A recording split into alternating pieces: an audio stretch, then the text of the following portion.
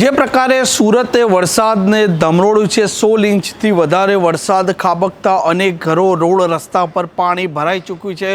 જનજીવન ઠપ થઈ ચૂક્યું છે. રાહત અને બચાવની કામગીરી સતત ચાલી રહી છે અને મ્યુનિસિપલ કોર્પોરેશન પર હવે સૌ કોઈ લોકો માછલા ધોવી રહ્યા છે કે વરસાદનું આગોતરું આયોજન તેમણે કેમ ન કર્યું અને કેમ આવા અનેક પ્રશ્નો ઉપસ્થિત થયા તે મુદ્દે હવે લોકોમાં આક્રોશ છે. અને ગાંધીનગરથી ગૃહ રાજ્યમંત્રી હર્ષ સંઘવીનું પણ આ વરસાદને લઈને નિવેદન આવ્યું છે.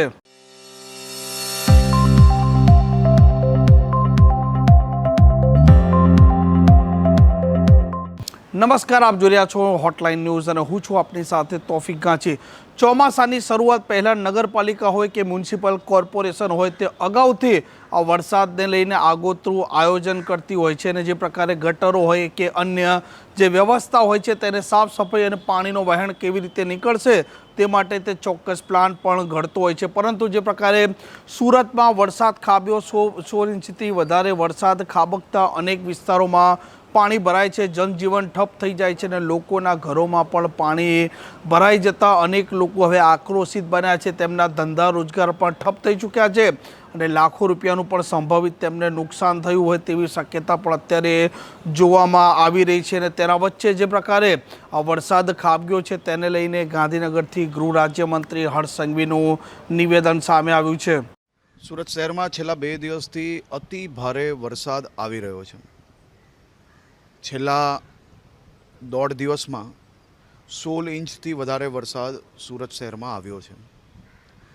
ગઈકાલે રાત્રે એટલે કે 3:30 થી 6 સુધી, આજે વહેલી સવાર સુધી માત્ર આ 2.5 કલાકમાં 6 ઇંચ જેટલો વરસાદ સુરતમાં આવ્યો.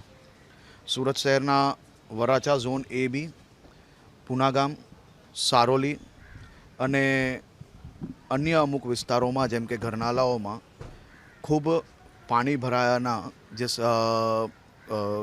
જે કારણ બન્યા છે નીચાણવાળા વિસ્તારના કારણે મહાનગરપાલિકાની આખી ટીમ કાલે બપોરથી જ આપ સૌએ જોયું છે કે તમામ વિસ્તારમાં રોડ ક્લિયર કર્યા પછી સફાઈની કામગીરી, મેડિકલની કામગીરી, આ બધી જ ટીમો કાલે જ લાગી ગયેલી હતી. સાંજ સુધી તમામ જગ્યાઓ પર મોટી આમાં હાલ સુરતના લોકો છે જે પ્રકારે મ્યુનિસિપલ કોર્પોરેશને કોઈ પણ પ્રકારનું આયોજન યોગ્ય નથી કર્યું તેને લઈને આક્રોશિત છે. ઠેર ઠેર પાણી ભરાયા છે અને રોડ પર નીકળવું પણ હવે મુશ્કેલ પડ્યું છે. પોલીસ છે તે લોકોના વહારે આવ્યું છે અને લોકો છે તેમને હવે તે રાહત અને બચાવની કામગીરીમાં પણ જોડાયું છે.